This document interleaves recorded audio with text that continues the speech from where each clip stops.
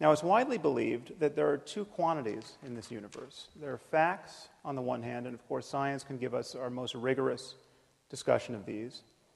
But then there are values, which many people, like Dr. Craig, think science can't touch. Okay, questions of meaning and morality and what life is good for. Now, of course, everyone thinks that science can help us get what we value, okay, but it can never tell us what we ought to value. Okay, and therefore, it cannot, in principle, be applied to the most important questions in human life, questions like how we should raise our children or what constitutes a good life. Now, it's thought, from the point of view of science, and Dr. Craig just gave voice to this opinion, that when we look at the universe, all we see are patterns of events. Just one thing follows another. Okay, and there's no corner of the universe that declares certain of its events to be good or evil or right or wrong. Apart from us, I mean, our minds, we declare certain events to be better than others. But in doing that, it seems that we're merely projecting our own preferences and desires onto a reality that is intrinsically value-free. Okay, and where do our notions of right and wrong come from? Well, clearly they've been drummed into us by evolution. They're the product of these apish urges and social emotions. And then they get modulated by culture. So here's my argument for moral truth in the context of science. Questions of right and wrong and good and evil depend upon minds. Okay, they depend upon the possibility of experience. Minds are natural phenomena. They depend upon the laws of nature in some way. Okay, morality and human values, therefore, can be understood through science because in talking about these things, we are talking about all of the facts that influence the well-being of conscious creatures. In our case, we're talking about genetics and neurobiology and psychology and sociology and economics. Now, I view this space of all possible experience as a kind of moral landscape with peaks that correspond to the heights of well-being and valleys that correspond to the lowest suffering. And the first thing to realize is that there may be many equivalent peaks in this space. There may be many different but morally equivalent ways for human beings to thrive. But there will be many more ways not to thrive. There will be many more ways to fail to be on a peak. There are clearly more ways to suffer unnecessarily in this world than to be sublimely happy.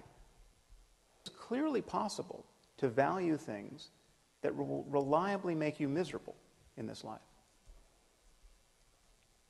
It's clearly possible to be cognitively and emotionally closed to experiences that you would want if you were only intelligent and knowledgeable enough to want them. It is possible not to know what one is missing in life. So things can be right or wrong or good or evil, quite independent of a person's opinions. Now, some of you might worry that I haven't defined well-being enough. How can something this loose as a concept be the benchmark of objective values? Well, consider by analogy the concept of physical health. Physical health is very difficult to define. You know, it used to be that if you were healthy, you could expect to live to the ripe old age of 40. You know, now our lifespan, our life expectancy has doubled in the last 150 years.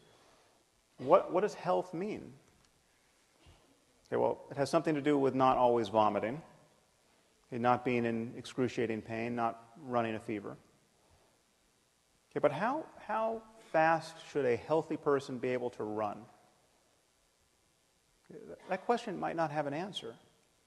Okay, but this does not make the question of health vacuous. Okay, it doesn't make it merely a matter of opinion or of cultural construction. Okay, the distinction between a healthy person and a dead one is about as clear and consequential as any we ever make in science.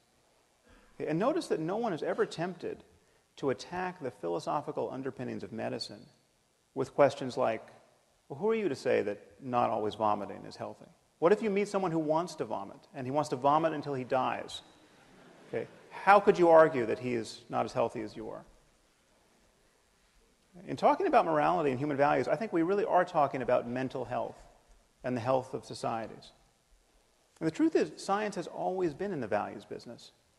We simply cannot speak of facts without resorting to values. I mean, consider the simplest statement of scientific fact. Water is 2 parts hydrogen and 1 part oxygen. This seems as value-free an utterance as human beings ever make. But what do we do when someone doubts the truth of this proposition? Okay, all we can do is appeal to scientific values, the value of understanding the world, the value of evidence, the value of logical consistency. What if someone says, well, that's not how I choose to think about water. Okay, I'm a biblical chemist, and I read in Genesis 1 that God created water before he created light. So I take that to mean that there were no stars. So there were no stars to fuse helium and hydrogen into heavier elements like oxygen. Therefore, there was no oxygen to put in the water. So either water has no oxygen or God created special oxygen to put in the water. But I don't think he would do that because that would be biblically inelegant. Okay, what can we say to such a person? Okay, all we can do is appeal to scientific values. And if he doesn't share those values, the conversation is over. Okay, if someone doesn't value evidence, what evidence are you going to provide to prove that they should value it? If someone doesn't value logic, what logical argument could you provide to show the importance of logic? Okay, so I think this split between facts and values should look really strange to you on its face. I mean, what are we really saying when we say that science can't be applied to the most important questions in human life? Okay, we're saying that when we get our biases out of the way, when we most fully rely on clear reasoning and honest observation, when intellectual honesty is at its zenith, well, then those efforts have no application whatsoever to the most important questions in human life. That is precisely the mood you cannot be in to answer the most important questions in human life. It would be very strange if that were so.